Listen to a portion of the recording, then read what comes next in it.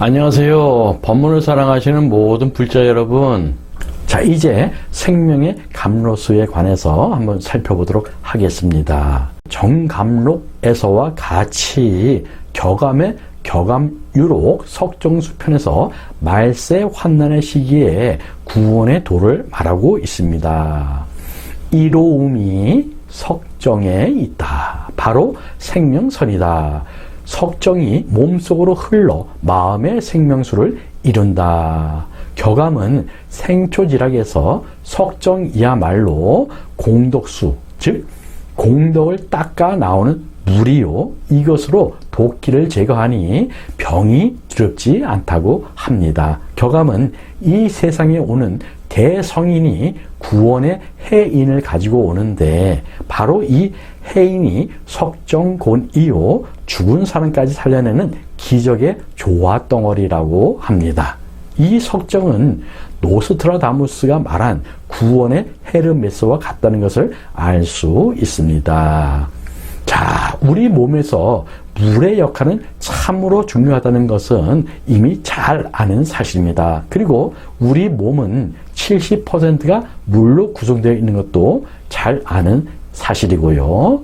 자, 부분적으로 뇌에는 75%가 물, 심장에도 75%, 폐에는 80%, 뼈에는 22%, 신장은 82%, 간은 86%, 근육은 75%, 혈액은 83%가 물입니다. 뼈만 빼고는 거의 다가 물이 차지하고 있다는 사실은 불교의 마음법을 이해하는 데도 굉장히 중요한 역할을 합니다. 자, 집중해서 잘 관찰하시기 바랍니다.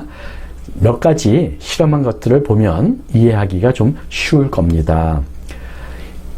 2009년 MBC에서 한글날 특집으로 실험 다큐멘터리 말의 힘을 방영한 적이 있습니다. 아시는 분들도 꽤 많을 겁니다. 그리고 그 방송을 보고 직접 개인적으로 실험해서 인터넷 사이트에도 많이 올라와 있습니다.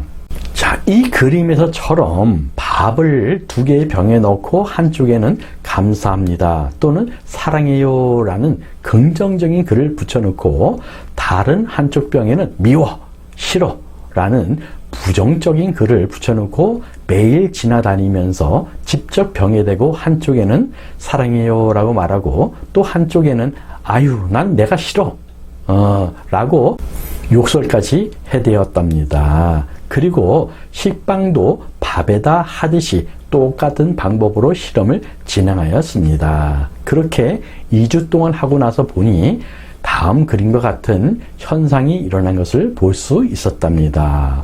좋은 말을 한 병의 밥이나 빵에는 곰팡이가 쓸기는 하는데 냄새도 나쁘지 않고 사람에게도 해롭지 않은 누룩이 생겼답니다. 반면 부정적인 말을 한 밥이나 빵에는 사진에서와 같이 시커멓고 냄새도 고약한 곰팡이가 끼었다는 겁니다.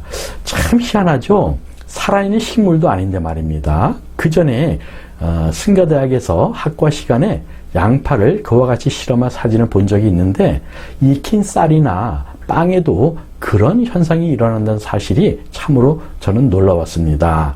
요즘은 인터넷에 개인적으로 여러 가지 실험에서 올린 사진이 수두룩하게 많아졌는데요. 고구마 또는 감자를 심어놓고 실험한 경우도 있습니다. 긍정적인 말을 한 고구마나 감자는 싹이 싱싱하고 무성하게 자라는 것을 볼 수 있었고, 부정적인 말을 한 고구마나 감자는 잘 자라지 않고 심지어 뿌리가 썩어서 죽어버리는 현상이 나타났습니다. 쉽고 누구나 따라할 수 있는 양파 실험 사진을 보도록 하겠습니다. 이 그림과 같이 긍정 양파는 싹과 뿌리가 아주 건강한 것을 볼 수 있고, 부정 양파는 싹도 빈약하고 심지어 뿌리가 나다가 썩는 모습을 볼 수 있습니다. 여기에서 우리는 새로운 사실을 발견하고 느껴야 합니다. 그러기 위해서 한 가지 최종적인 실험을 보도록 하겠습니다. 일본의 에모토 마사루 박사는 20년 이상 물에 관한 연구를 했습니다. 그리고 물은 답을 알고 있다라는 책을 발간하였습니다. 그의 책 초판 2008년도에서 인간의 생각이 물에 전달되면 물이 얼었을 때 그 결정의 모양이 아름다워지거나 취해진다는 주장을 하여 세상에 널리 알려진 사람입니다. 먼저 그림을 보시면서 함께 생각해 보시겠습니다. 그는 물에 기도를 하거나 심지어 종이에 글자를 적어서 물을 담고 있는 용기에 두르는 것만으로도 물의 결정체가 변하는 것이 가능하다고 하였습니다. 그의 말에 영향을 받아 지금처럼 많은 사람들이 다양하게 실험을 하고 있는데요. 앞에서 본 밥, 빵, 양파, 고구마, 감자 등등에서도 그 말이 증명되고 있습니다. 사람이 좋은 파동을 가지고 깨끗한 마음으로 물에게 말을 들려주고 글씨, 음악을 들려주게 되면 물은 아름다운 결정이 나오고 그와 반대되는 물은 끔찍한 형태, 추한 모습이거나 아예 결정체가 만들어지지 않는다고 합니다. 인기가 많은 만큼 이러한 근거들이 과학적으로 타당하지 않다고 하여 논란을 일으키는 사람들도 있습니다. 그러나 그것은 안타깝지만 그러한 사람들의 몫으로 남겨놓아야 할 것 같습니다. 우리는 여기서 아주 중요한 사실을 깨달아야 합니다. 불교는 모든 현상과 접목할 수 있는 진리입니다. 불교는 그저 논리로서만 그치는 것이 아니라 실제 우리 생활 속에 녹아 스며들어야 합니다. 앞에서 말의 힘을 여러 가지 실험으로 살펴보았습니다. 우리도 앞서 여러 동영상을 통해 불교를 살펴보았듯이 가장 기본적으로 알고 있는 신구의 삼업을 통해 그 의미를 파악할 수 있습니다. 자, 말의 힘은 살아있는 생명체는 물론 물질까지도 영향을 주고 변화시키는 힘이 있습니다. 더욱이 물의 결정체까지 변화를 줍니다. 그러면 우리는 잘 알겠지만 신구의 중 입으로 말을 하려면 먼저 의로서 생각을 일으켜야 합니다. 그렇죠? 그와 같이 우리의 생각이 긍정이냐 부정이냐에 따라 바깥 대상은 물론 우리의 몸에도 영향을 준다는 말이 됩니다. 앞서 우리 몸은 70%가 물로 구성되어 있다고 얘기했죠? 내가 바깥 대상에게 부정적인 언어를 사용하면 나의 신구 중에 신에도 분명 영향을 준다는 말이 됩니다. 특히 우리 몸은 70%가 물이기 때문에 물의 결정체가 변하게 된다는 말입니다. 그러므로 우리 몸의 부분적인 뇌, 심장, 폐, 뼈, 신장, 간, 근육은 물론 83%의 물로 이루어진 혈액까지 모두 영향을 받는다는 얘기입니다. 기초심학 인문에 소위 사음수하면 성독하고 우음수하면 성윤달하다. 그 말은 소위 뱀이 물을 마시면 독을 이루고 소가 물을 마시면 우유를 이루는 것과 같다라고 했습니다. 그러니 결론적으로 내가 남을 미워하고 증오하는 것은 곧 나에게 독이 되는 것이고 남을 사랑하고 소중하게 여기는 생각은 곧 나를 건강하게 살리는 일과 직결된다는 말입니다. 달리 말해 내가 부정적인 생각을 하는 것은 나를 망치는 결과를 만들고 긍정적이고 아름다운 생각은 나를 살리는 결과라는 말입니다. 자, 이제까지 광범위한 정보를 통해 정리해 봤습니다. 이러한 정보를 통해 우리의 마음이 곧 세상을 바꾸는 근원이 된다는 사실을 알게 되었습니다. 우리의 마음이 부정적이면 세상도 그와 같이 바뀌고 우리의 마음이 맑고 환하면 세상도 더불어 즐거움만 가득할 것입니다. 마음이 어둡고 부정적인 사람은 늘 어둡고 부정적인 인들만 찾아옵니다. 자신의 마음이 시기 질투하는 사람에게는 늘 그렇게 질시하는 상황에 처하게 되고 남을 원망하는 사람은 그런 원망할 일만 찾아오고 오해하고 왜곡하는 사람 에게는 진실은 영영 멀어져만 갑니다. 이처럼 내 마음 상태에 따라 환경이 변하는 것이지 환경이 스스로 변하는 것은 결단코 있을 수 없는 일입니다. 이 같은 틀에서 벗어나고자 한다면 내 아집의 틀에 갇혀 살기에는 남은 인생이 아깝지 않은가라고 스스로 자문하고 스스로 변화를 주어서 바뀌고자 노력해야 합니다. 따라서 우리의 마음이 어두우면 세상도 어두워질 것은 불을 보듯 뻔한 사실입니다. 요즘은 코로나19가 극성입니다. 아시다시피 코로나 바이러스는 우리의 침방울인 비말로 전파되고 전염이 됩니다. 우리가 육식을 하기 위해 얼마나 많은 생명을 죽이는지 모릅니다. 조류병 원체인 AI 전염을 막기 위해 산채로 많은 닭들을 매몰시켜 죽여야 하고 아프리카 돼지열병 ASF로 몰살시키고 소, 말, 양 등 가축 전염병 브루셀라 병으로 도살시키는 등 말로 형용할 수 없을 만큼의 살생이 이루어지고 있습니다. 그것도 부족해서 박쥐를 잡아먹을 지경이니 말입니다.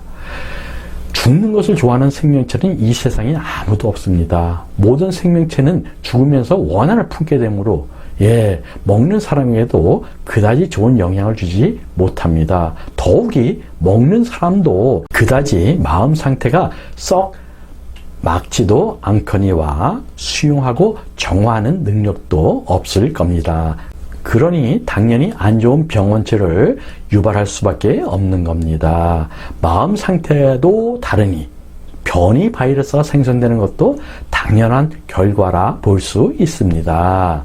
우리 모두가 사는 길은 각자가 깊이 참여하고 무생명의 원한을 버리고 극락왕생을 진심으로 기원해야 합니다. 더욱 중요한 것은 오늘 하루만이 아니라 매일매일 인류 각자가 한 마음으로 명상, 참선을 통해 스스로의 마음을 정화해 나가야 한다는 사실입니다.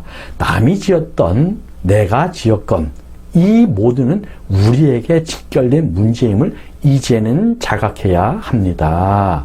잘나고 못나고를 떠나서 우리 모두는 함께 해결해 나가야 하는 공동체이고 동업 중생임을 깨달아야 할 시기이며 깨달아서 절실하게 실천할 때 비로소 새로운 세상을 열 수 있을 것입니다.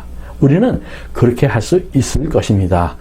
양커라든지 미륵부처, 대법왕 등의 구원자는 바로 여러분들 각자의 마음 상태를 말하는 것입니다. 각자 스스로 수행을 하여 마음을 밝히면 바로 당신이 양커요, 미륵부처요, 대법왕인 것입니다. 그리고 이렇게 혼탁한 말법 시기에 놀라서 죽는 경우도 많다고 예언가들은 말하기도 합니다. 그 말을 보니 예전에 읽었던 책 가운데 여기에 적합한 이야기가 있어서 기억을 더듬어 한번 들려드리도록 하겠습니다. 어떤 마을에 사는 한 선비가 느티나무 그늘 아래 낮잠을 즐기고 있는데 검은 옷을 입은 사신이 허겁지겁 지나가길래 불러 그 연유를 물어보았답니다. 왜 그리도 급하게 어디를 가시는가? 하늘의 명을 받아 옆 마을에 전염병을 퍼뜨려 1000명을 죽이러 가네.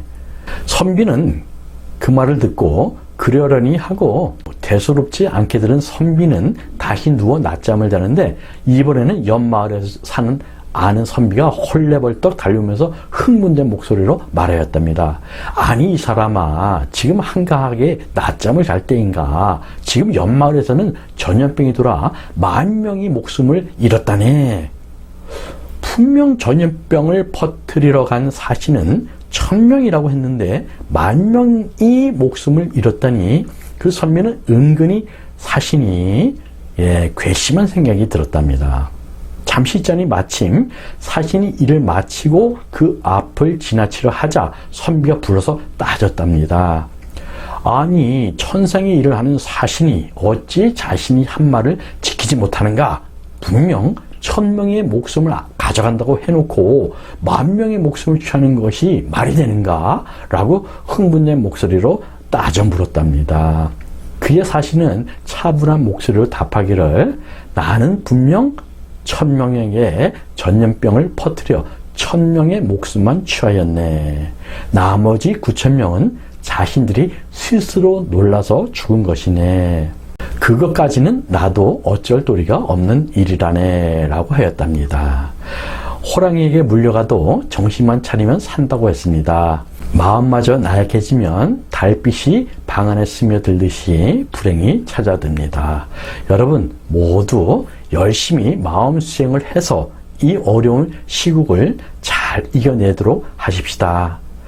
장시간 들어주셔서 감사합니다. 그만 마치겠습니다. 성불하십시오. 나마스테.